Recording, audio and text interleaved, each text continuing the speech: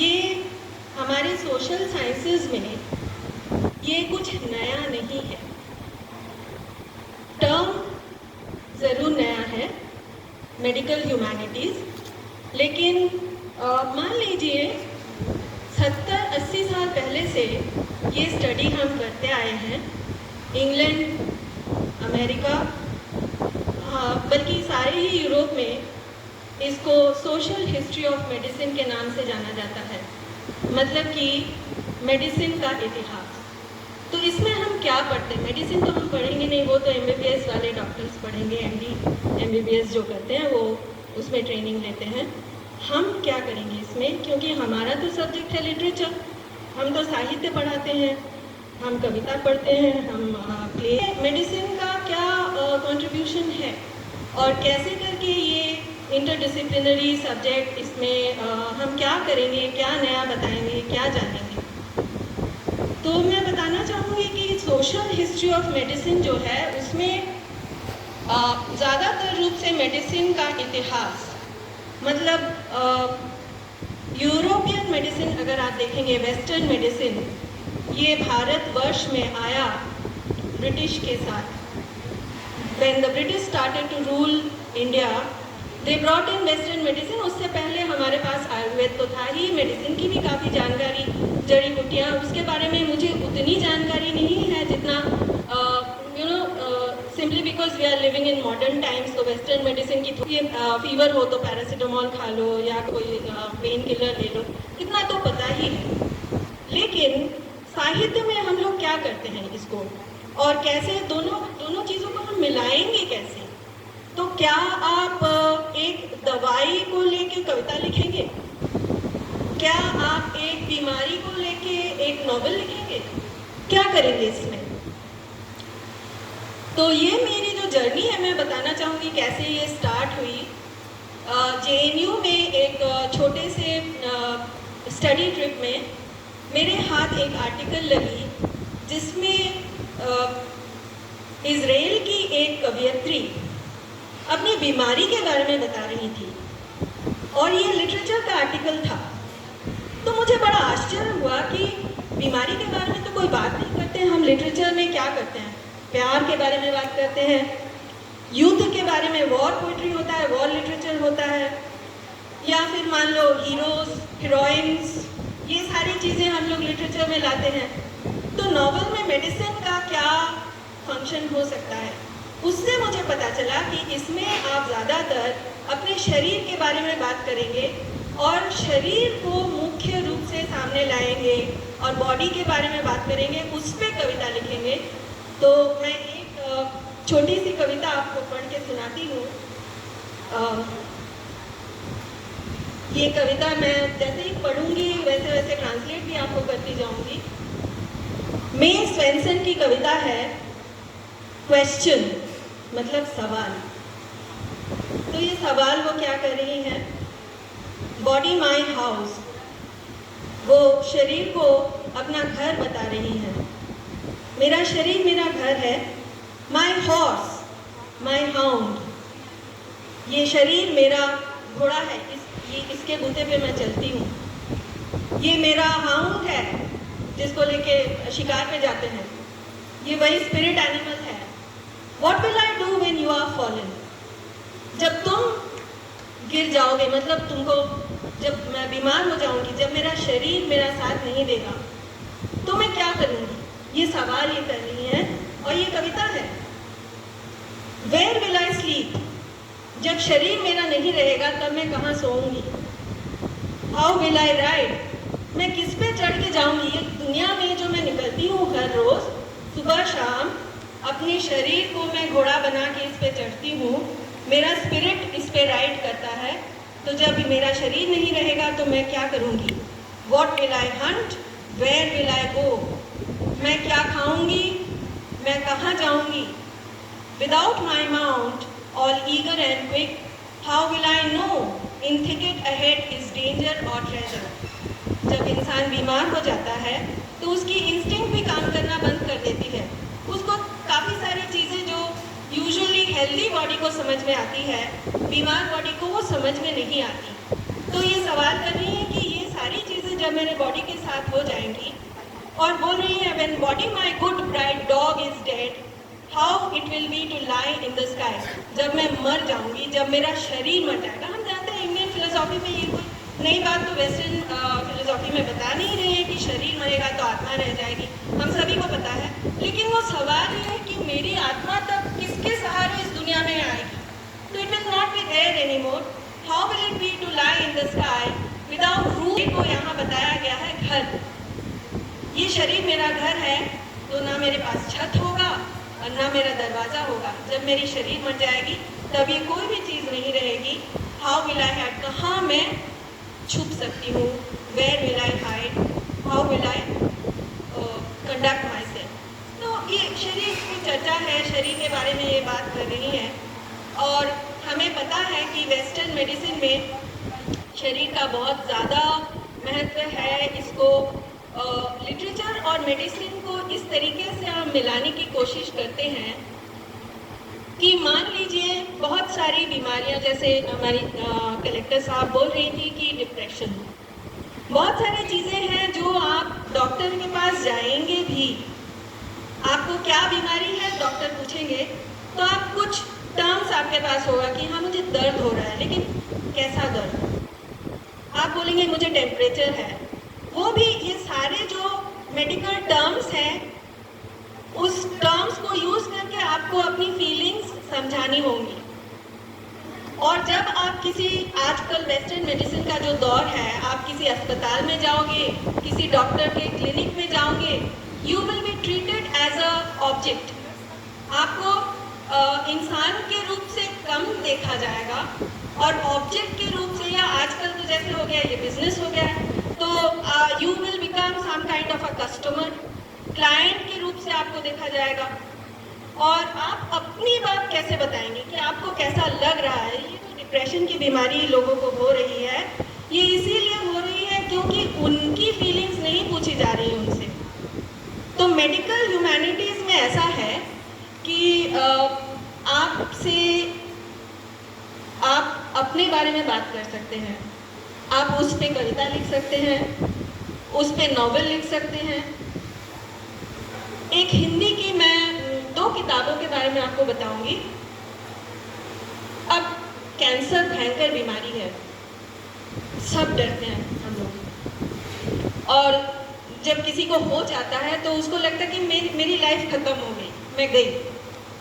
तो it's equivalent to death and also financial complete broke हो जाता है इंसान। लेकिन जिसके पास वो रोग है, जिसका शरीर है, उसको तो मन करेगा ना कि मैं अपनी बात बताऊं। मुझे जो मान लीजिए किसी पेशेंट को कैंसर है तो वो अपने बारे में कैसे बताएगी लोगों को, और लोग क्यों सुनेंगे उसकी बात? क्योंकि हमारे कल्चर में तो है कि आप बीमारी के बारे में ज़्यादा बोलेंगे नहीं, साहित्य तो उसके बारे में करेंगे ही नहीं, क्योंकि बीमारी तो मतलब it's a separate part of your life. आप जाएंगे, खुश होंगे, सेलिब्रेट करेंगे, त्यौहार मनाएंगे, वो सब दिखाने के लिए है, लेकिन बीमारी किसी को दिखाई नहीं जाती है। The visibility of an illness is minimum.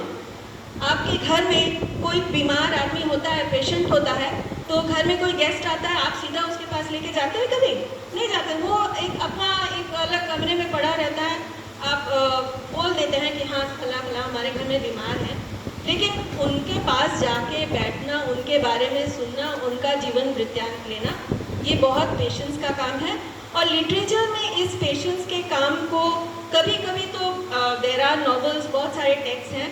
जैसे मैं एक टेक्स्ट के बारे में आपको बताना चाहूँगी। Black feminist American woman writer हैं ऑड्रे लॉर्ड, बहुत फेमस हैं, और उन्होंने कलर्ड विमेन के तरफ से आवाज़ काफ़ी उठाई है, ब्लैक विमेन के तरफ से आवाज़ उठाई है, और she is well known as a feminist. तो वो अपने being a woman, she talks about her journey of breast cancer. उनको ब्रेस्ट कैंसर हुआ था, तो उसकी एक्सपीरियंस वो कविता लिख के, नॉवल लिख के ये सारी बातें लोगों को बताती है। और उसमें वो कहती है कि डॉक्टर्स का जो नज़रिया है, मेडिसिन का जो नज़रिया है, it's a perspective of power. वो आपकी बॉडी को कंट्रोल करना चाहते हैं, गलत है।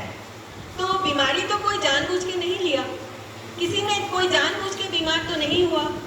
और किसी को ये बताना कि भाई आपने सारी ज़िंदगी स्मोकिंग की है, इसके लिए आपको लंग कैंसर हो गया है, तो it's like making a victim out of a person. Cigarettes मिल रहे हैं तभी ना आदमी ले रहा है, तो आप उसको विक्टिमाइज क्यों करेंगे? ये उसकी गलती, जो बीमार हुआ है उसके कॉजेज हैं। विदाउट डूइंग एनीथिंग, मतलब आप अपने तरफ से कुछ भी कंट्रीब्यूट न करते हुए भी बीमार हो सकते हैं। जिसने सारी जिंदगी कभी स्मोकिंग ना की हो उसको भी लंग कैंसर हो सकता है। तो आप मेडिसिन वाले जो हैं, जो मेडिकल पर्सपेक्टिव है, उससे उसको ऑब्जेक्टिफाई क्यों किया जाएगा, उसको विक्टिमाइज क्यों किया जाएगा, उसकी रिस्पॉन्सिबिलिटी क्यों बताई जाएगी कि आप बीमार हो गए क्योंकि आपने ये चीज़ें की हैं। जैसे कैंसर को आजकल बोलते हैं कि लाइफस्टाइल बीमारी है, it's a disease of lifestyle. तो लाइफस्टाइल का क्या करेंगे हम लोग? ये तो फास्ट लाइफस्टाइल तो है ही हमारा, तो हम प्रोसेस्ड फूड ना खाएं, मिनरल वाटर ना पिए, क्या करेंगे? It's there, carcinogens are there in the universe. आप क्या करेंगे? आप बाहर जाएंगे, आपको धूप लगेगी कि आपको स्किन कैंसर होगा, आप बाहर नहीं निकलेंगे क्या? तो विक्टिमाइजेशन के अगेंस्ट में मेडिकल ह्यूमैनिटीज का जो पूरा लिटरेचर है, it speaks about the body, it speaks about personal life. जो विक्टिम है, जो पेशेंट है, उसका नज़रिया बताने का ये प्लेटफॉर्म है। और ऑड्रे लॉर्ड अपनी फीलिंग्स बताती है कि ब्रेस्ट कैंसर मुझे क्यों हुआ, इसके कई सारे मेडिकल रीजंस हो सकते हैं। शायद ये मेरी फैमिली में रहा होगा, जेनेटिकली मैंने इनहेरिट किया होगा किसी से, या कोई भी और भी कारण हो सकता है मेरा। जैसे मान लीजिए कॉन्टेजियस डिजीज़ हो कोई, कॉन्टेजियस डिजीज़ के लिए तो रिस्पॉन्सिबिलिटी 100% फिक्स कर देते हैं डॉक्टर्स, बट उसमें भी पेशेंट को विक्टिमाइज करना या पेशेंट को डिमोनाइज करना कि इसको अलग कर दो, ये मान ली कोई भी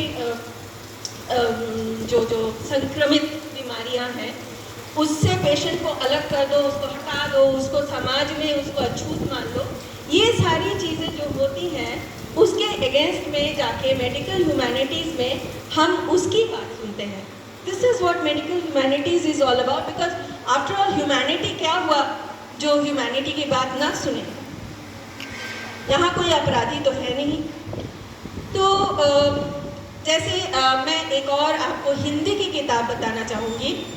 एक राइटर थी, वो जर्नलिस्ट थी, आर अनुराधा।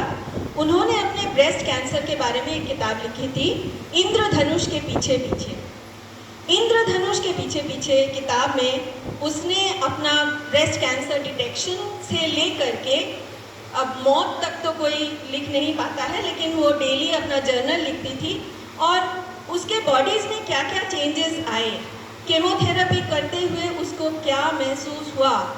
उस इवन कैंसर जो होता है, ब्रेस्ट कैंसर होने से भी ऐसा काफ़ी जगह पे देखा गया है कि फैमिली के लोग उस फैमिली में आना बंद कर देते हैं, उन लोगों से मिलना बंद कर देते हैं। कोई बीमारी हो जाती है तो वहाँ वो जैसे समाज में उसका ना एक अलग सा पहचान बन जाता है कि ये तो बीमार है। मेडिकल ह्यूमैनिटीज़ में इन सारी चीज़ों को एम्पावर करने का प्लेटफॉर्म है कि आप अपनी बात कहो, आप लोगों को सचेत करो, अपने बारे में आप बताओगे तो लोगों को और पता चलेगा। और इसका इम्पोर्टेंस इसी से है कि humanities is after all discipline which empowers everybody. जैसे आप फेमिनिज्म ले लो, feminism empowers women against patriarchy. तो मेडिकल ह्यूमैनिटीज़ में भी ऐसी कई सारी जगह हैं जहाँ पे फेमिनिस्ट कोई टेक्स्ट को लेके, ऑड्रे लॉर्ड की कैंसर जर्नल के बारे में मैंने बताया, इट्स अ फेमिनिस्ट टेक्स्ट, उसमें वो अपने महिला होने के बारे में भी चर्चा करती है ना। तो वो हर टाइप के डिस्क्रिमिनेशन के बारे में बोलती है, काला होने के लिए डिस्क्रिमिनेशन, महिला होने के लिए डिस्क्रिमिनेशन, क्लास डिफरेंस होने के लिए डिस्क्रिमिनेशन, यहाँ तक कि मैं आपको बताना चाहूँगी एक there is a book called, एक औरत थी, काली औरत वो भी थी, हेनरिएटा लैक्स।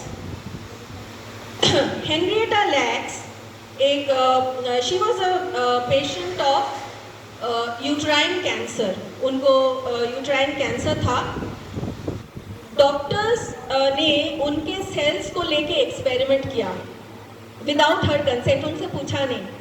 वो ट्रीटमेंट के लिए गए, अस्पताल में उनसे सैंपल्स लिए गए और उन सैंपल से डॉक्टर्स ने एक नया सेल लाइन तैयार किया जिसको उन्होंने अपने मेडिकल टेक्स्ट बुक्स में हीला लाइन ऑफ सेल्स वो बोलते हैं।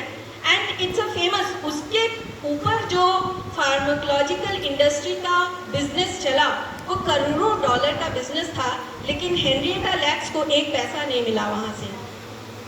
शी वॉज नॉट, उसको कंसेंट नहीं मांगा गया, उसके फैमिली को कोई पैसा नहीं दिया गया। रिसेंटली इन 2023 उन्होंने केस किया था, उस केस के तहत उनको काफ़ी कॉम्पनसेशन मिली है, उनको पैसा मिला है। और उनके फैमिली ने जो दावा किया था कि हमारी ग्रैंडमदर थी, उनके ऊपर आपने एक्सपेरिमेंट करके इतना प्रोग्रेस किया है तो हमको तो पैसा मिलना चाहिए, उनको पैसा मिला। तो ये सारी चीज़ें मेडिकल ह्यूमैनिटीज़ के कारण संभव हुई क्योंकि हेनरिएटा लैक्स के बारे में किसी ने किताब लिखी, her name was Rebecca Skloot. Rebecca Skloot ने एक रिसर्च किया। तो मेडिकल ह्यूमैनिटीज़ क्या करेंगे? क्या हम सिर्फ बॉडी के बारे में बात करेंगे और मतलब अपने पास टाइम में किताबें पढ़ेंगे? It's a research field. जैसे कि मैंने आपको बताया कि यूरोप और अमेरिका में इसके ऊपर काफ़ी रिसर्च हो रहा है, बॉडी के ऊपर लोग काफ़ी काम कर रहे हैं और ये एक प्रोस्पेक्टिव रिसर्च फील्ड है। आप लोग यूजी के स्टूडेंट्स हैं यहाँ, मैंने सुना है कि सोशल साइंस आप लोग पढ़ते हैं, तो सोशल साइंस में क्या डिपार्टमेंट्स हैं यहाँ पे? सोशियोलॉजी है क्या? Economics and sociology. तो सोशियोलॉजी में बहुत सारे थियोरीज होंगे, आपको पता होगा। Sociology is also connected to anthropology. Anthropology also talks about the body a lot, कि मानव का जो शरीर है उसमें उसके ऊपर आप कैसे करके लिख सकते हैं, आप अपने बारे में कैसे बता सकते हैं। तो ये रिसर्च का एरिया है।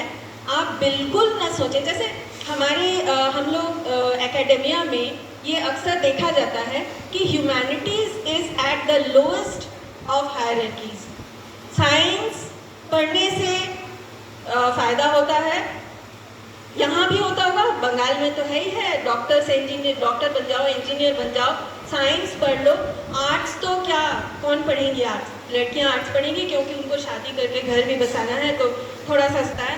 And consequently humanities and arts में ज़्यादा स्कोप भी नहीं है, इसीलिए पैसा तो वहाँ बना नहीं सकते आप।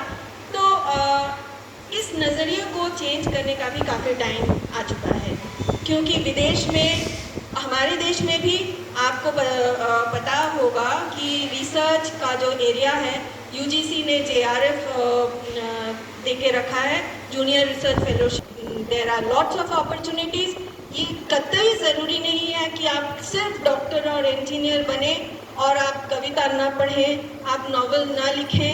ये सारे पास टाइम्स हैं, ये सारे रिलैक्स करने के साधन नहीं हैं। ये सीरियसली लिया, इनको सीरियसली लेना चाहिए।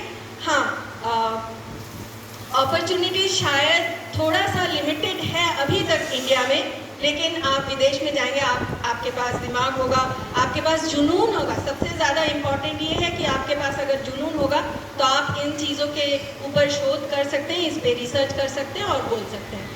तो मैं आपको एक और there is another Hindi book, जैसे बीमारी के बारे में बहुत कम ही लिखा गया है, एक और हिंदी बुक के बारे में बताना चाहूँगी। कुमाऊँ की राइटर हैं गीता गैरोला जी, उनकी उनका ब्रेस्ट कैंसर का संस्मरण आया है, गूंजे अनहद नाद। ये उन्होंने रिसेंटली लिखा है। तो ऐसी किताबें लिखी जा रही हैं, और जब भी हम लोग लिटरेचर में क्या करते हैं, रिसर्च क्या है, हम कोई भी थियोरी लेंगे, जैसे मान लो फॉर्मेलिज्म ले लेंगे या फेमिनिज्म ले लेंगे, उसको हम अप्लाई करेंगे किसी टेक्स्ट पे और उस टेक्स्ट को स्टडी करेंगे। या कोई भी नॉवल लेंगे, जैसे मान लो डी.एच. लॉरेंस का उपन्यास हो गया Sons and Lovers. So Sons and Lovers को आप फेमिनिस्ट लेंस से देखेंगे और वहाँ आप ये सोचने की कोशिश करेंगे कि पेट्रियार्की कहाँ पे पेट्रियार्की का इन्फ्लुएंस दिख रहा है, पेट्रियार्की यानी पितृसत्ता का कहाँ इन्फ्लुएंस दिख रहा है, और इसको हम हमारा नज़रिया इसके ऊपर कैसे चेंज कर सकते हैं। तो same with medical humanities, medical humanities का स्टडी करते हुए लोगों ने ये भी नोट किया है कि western medicine is a very patriarchal science. ये साइंस ही नहीं है, ये पितृसत्ता का भी एक वाहक है, क्योंकि आप देखते हैं परसेंटेज ऑफ डॉक्टर्स, कितने डॉक्टर्स महिला डॉक्टर हैं, और ज़्यादातर अगर स्पेशलिटी किसी महिला डॉक्टर की होगी वो गायनी ही बनेगी। आप स्टेटिस्टिकली अगर देखोगे तो महिलाएं इस प्रोफेशन में कम होंगी, साइंस में महिलाएं कम होंगी। इस पे आज बहुत रिसर्च हो रहा है, बहुत काफ़ी सारा चर्चा हो रहा है, और महिलाओं को, लड़कियों को ये कहा जा रहा है कि आप इन फील्ड्स में आओ, यहाँ एग्ज़ाम्स दो। एग्ज़ाम्स में तो कोई भी बैठ सकता है, आप लड़की हो या आप औरत हो, इसका तो वहाँ पे तो कोई इसका असर पड़ने वाला है नहीं। आप एग्ज़ाम्स क्लियर करो, आप पढ़ो, आप एनरोल करो, कोई भी जॉब करो, आप डॉक्टर बन जाओ, इंजीनियर बन जाओ, साइंटिस्ट बन जाओ। आपको ये जानने की ज़रूरत है, because this is girls college, मैंने भी 13 साल तक गर्ल्स कॉलेज में पढ़ाया है। तो हम लोगों को वैसे महिलाओं को बचपन से परिवार से ही थोड़ा सा दबाव होता है कि आप कोई सेफ प्रोफेशन चूज़ कर लो। सेफ प्रोफेशन का मतलब ये होता है कि जहाँ आपको ज़्यादा भाग दौड़ करने की ज़रूरत नहीं होगी, ज़्यादा जहाँ पे आप फैमिली मेंटेन करके अपना काम कर सकते हो, ऐसा, क्योंकि अल्टीमेटली लड़की को शादी ही करना है। तो ये इन भावनाओं से आप दूर हटें। ये शादी, ब्याह, रिप्रोडक्शन, बच्चा पैदा करना, फैमिली करना, ये सभी का काम है। ये आपका अपना कोई अलग से लेडीज़ का काम नहीं है। जो शादी करता है वो मर्द भी शादी ही कर रहा है, तो बच्चे पालने का काम उसका भी। सोसाइटी में कुछ अलग नहीं है, जो इट्स बेटर। तो खाली सोचने का फर्क हो जाता है। सोचने से, जैसे आप सोच लोगे कि मैं वहाँ तक ही पहुँचूंगी, मुझे इससे आगे जाने की इजाज़त नहीं है, कोई इजाज़त नहीं देने वाला आपको। आप खुद जाओ, आप सोचो ही मत कि कौन आपको अलाउ करेगा, नहीं करेगा, कौन आपको हायर एजुकेशन में कोई सपोर्ट करेगा कि नहीं करेगा। आप स्कॉलरशिप ले लो, आप यूजीसी में अप्लाई कर दो, नेट पास कर दो, आप जेआरएफ ले लो।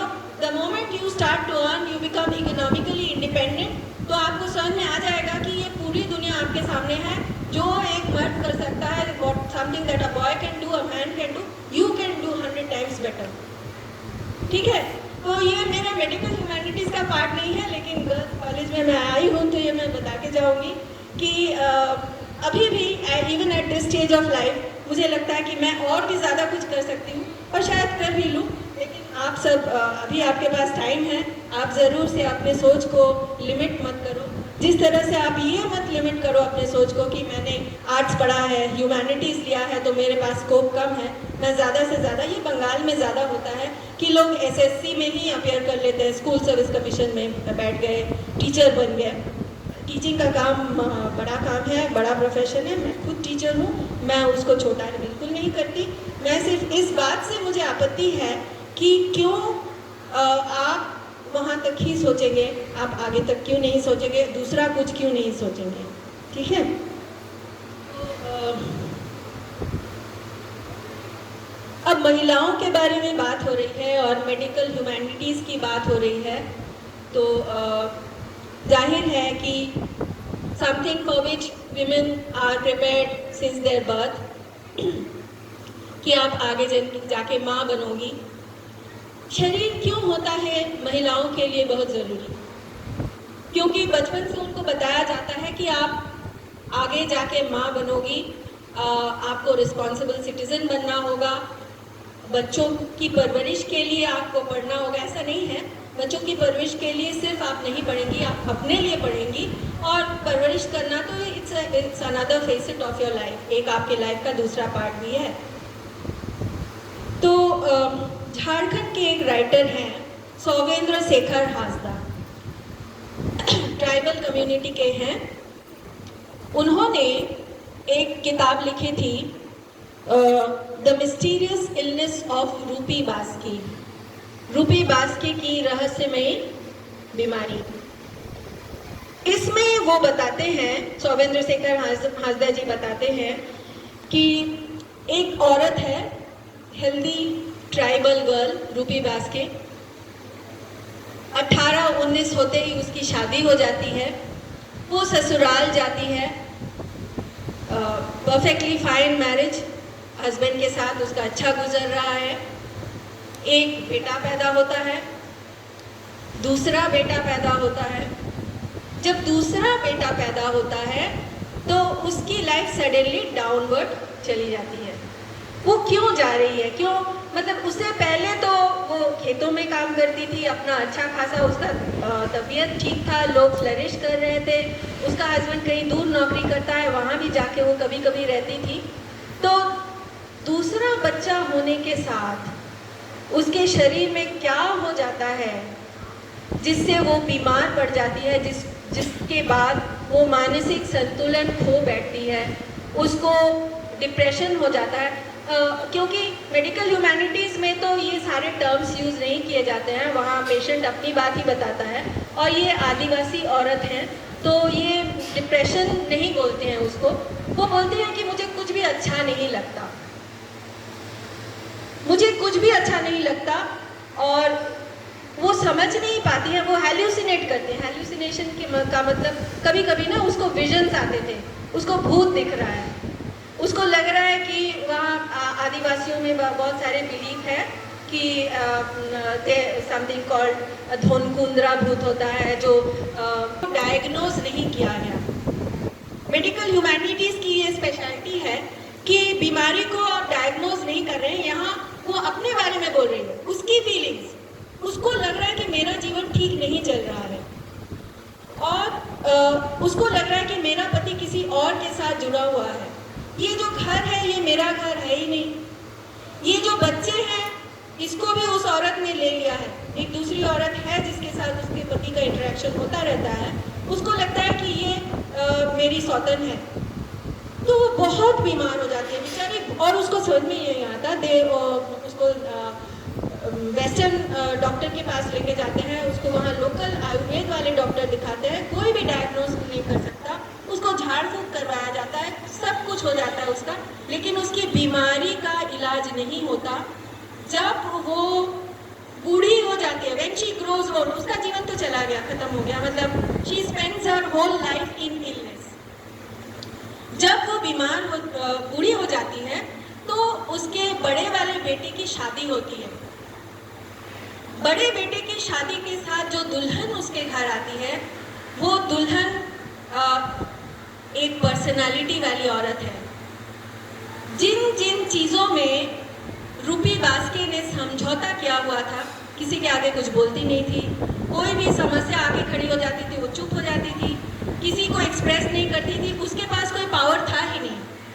जब उसके बेटे की जो दुल्हन है वो आके बोलती है कि हमारे लिए अलग घर बना दो, हम इस घर में एक साथ नहीं रह सकते, हमारे लिए अलग घर बना दो, हम आगे जाके हमारा बच्चा पैदा होगा, उसके लिए अलग जगह चाहिए, मैं ये काम करूँगी, वो काम नहीं कर सकती मैं। मतलब कि सेल्फ असर्शन, उसके पास वो वॉइस है, वो करेज है कि वो अपने फैमिली के लोगों के सामने अपनी डिमांड्स प्लेस करे और बताए कि मुझे ये चाहिए और ये नहीं चाहिए। उस औरत को देखने के बाद रूपी बास्के की बीमारी दूर हो जाती है। वो बूढ़ी हो चुकी है, उसका अपना टाइम गया, लेकिन वो बरगद के नीचे बैठ के उसके हेलुसिनेशंस खत्म हो जाते हैं और बरगद के नीचे बैठ के वो आराम से अपना बेटा और बहू को देखती है और बहू के हर फैसले को वो सपोर्ट करती है, बोलती है कि हाँ हाँ सही बोल रही है, ये मेरी बहू ये सही बोल रही है, उसको अलग चूल्हा बना दो, उसके लिए अलग घर बना दो। तो मतलब ये नहीं कि मैं अलगाव को सहमत यहाँ सपोर्ट नहीं करा जा रहा है और ये नहीं करा जा रहा है कि आप फैमिली से अलग हो जाओगे तो आपकी बहुत बड़ी अहमियत बढ़ जाएगी। ये है कि अपना वॉइस, उसको फैमिली में हमेशा लगता था कि मेरा कोई अस्तित्व है ही नहीं, इस वजह से वो बीमार हो गई। और दूसरी एक और बात है, ये एक अंग्रेजी कहानी है the yellow wallpaper. The yellow wallpaper में ये बताया गया कि सम परसेंटेज ऑफ विमेन कोई प्रेगनेंसी ऐसी होती है, कॉम्प्लिकेटेड प्रेगनेंसी, जिसके बाद औरत को हो जाता है पोस्टपार्टम डिप्रेशन। पोस्टपार्टम डिप्रेशन उसको हम कहते हैं जब मतलब बच्चा पैदा हो गया तुरंत बाद नई माँ को, जो नई नवेली मदर बनी है, उसको एक तरह का डिप्रेशन होता है। इसका जो मेडिकल एक्सप्लेनेशन है वो ये है कि जब प्रेग्नेंट होती है औरत तो बहुत सारे अच्छे हार्मोन्स उसकी बॉडी जनरेट करती है फीटस को नरिश करने के लिए, और बहुत सारा न्यूट्रिशन उसको मिलता है। सडनली जब फीटस निकल चुका होता है, जब प्रेगनेंसी ओवर हो जाती है, तो हार्मोन लेवल्स धप से गिर जाते हैं। तो उसके गिरने से ये हो जाता है कि सडनली गुड हार्मोन्स गिर जाने से वो डिप्रेशन उसको हो जाता है। कई आप स्टैटिस्टिकली देखेंगे तो कई सारी औरतों को तुरंत चाइल्ड बर्थ के बाद उनके पास कोई एनर्जी नहीं, इसीलिए हम बोलते हैं ना कि नई जो माँ है उसके पोषण का बहुत ध्यान देना चाहिए, उसको खुश रखना चाहिए, उसको हर तरीके का मेंटल सपोर्ट देना चाहिए। वो इसलिए देना चाहिए क्योंकि उसको उसके शरीर में बड़ा बदलाव आया है। उसने 9 महीने कुछ धारण किया था, उसमें भी उसके बॉडीज़ में चेंज आई थी, और जब वो ख़त्म हो गया उसका टर्म तो भी उसके बॉडीज़ में जो चेंज आया। अब ये मत सोचिए कि अरे ये तो माँ बन गई तो इसको किस टाइप का दुख हो रहा है, ये उसको तो खुश होना चाहिए। तो अपने मन से वो ज़बरदस्ती नहीं हो सकती ना, उसके बॉडी में जो चेंज है उसको तो वैलिडेट करना होगा आपको। और वो अपनी बात किसको बताएगी? ऐसे ही बताएगी, लिख के बताएगी, नॉवल में लिखेगी, कहानियाँ पढ़ेगी, और वो जो जिसको लिखना नहीं आता वो ऐसे नॉवेल्स पढ़ेगी, मिस्टीरियस इलनेस पढ़ेगी, और या येलो वॉलपेपर जिसमें कहानी है कि ये औरत है, उसके पति खुद डॉक्टर हैं और उसको पोस्टपार्टम डिप्रेशन है, लेकिन वो 19th सेंचुरी थी, इंग्लैंड में पोस्टपार्टम डिप्रेशन का कोई इलाज भी नहीं था, उसको डायग्नोज भी नहीं किया जाता था। तो उसका पति समझ नहीं रहा है कि इनकी बीवी को क्या हो गया, उनको चाहिए कि लोगों के साथ मिले। उसने उसको अलग एक कमरे में अंधेरे में अकेला छोड़ दिया, और 2 टाइम कोई खाना देके जाता था।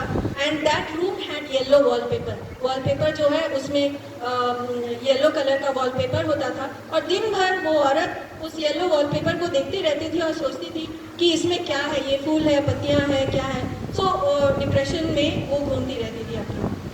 तो जिसको भी ये हो रहा होगा, मतलब मैं ये बताना चाह रही हूँ आपको कि मेडिकल ह्यूमैनिटीज़ का जो टेक्स्ट है, ये जो सारे लिटरेचर के टेक्स्ट हैं, ये आपको तब समझ में आएंगे जब आपको सिमिलर फीलिंग होगा, या आप बीमार होंगे तो आप किसी कोई ऐसी कहानी पढ़ेंगे जिसका भी हीरो भी बीमार है।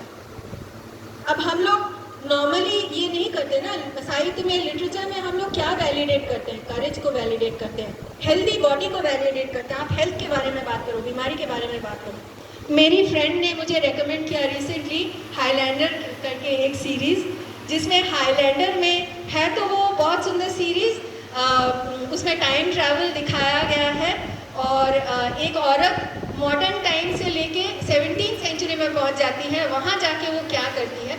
तो चूँकि मैंने मेडिकल ह्यूमैनिटीज़ का मेरा पर्सपेक्टिव थोड़ा सा हो चुका है, मैं देख रही थी कि वहाँ जाके ये जो औरत ये गई है 20th सेंचुरी से, मतलब अभी का टाइम, अभी मेडिकल साइंस के पास क्या है? वैक्सीन्स है, सर्जरी है, बहुत एडवांसमेंट हो चुका है। तो ये औरत जो जाती है पीछे, समय में पीछे चली जाती है 17th सेंचुरी में, वहाँ जाके वो अपना सर्जरी बनाई है। वहाँ जाके वो अब मेडिसिन उसको तो टैबलेट्स नहीं मिलेंगे क्योंकि फार्मास्यूटिकल इंडस्ट्री तो उसमें है नहीं, तो क्या करती है, वहाँ जाके वो जंगल में, खेतों में, पहाड़ी पर्वत में जाके हर्ब्स ढूंढती है ना, हर्ब्स ढूंढती है और हर्ब्स से खुद मेडिसिन बनाती है। और उसने वहाँ पे क्या एंटीबायोटिक का जो आपको पता होगा, invention of antibiotics was quite late in the western medicine. तो यहाँ पे दिखा रहे हैं कि उसने वहाँ जाके एंटीबायोटिक्स डेवलप किया।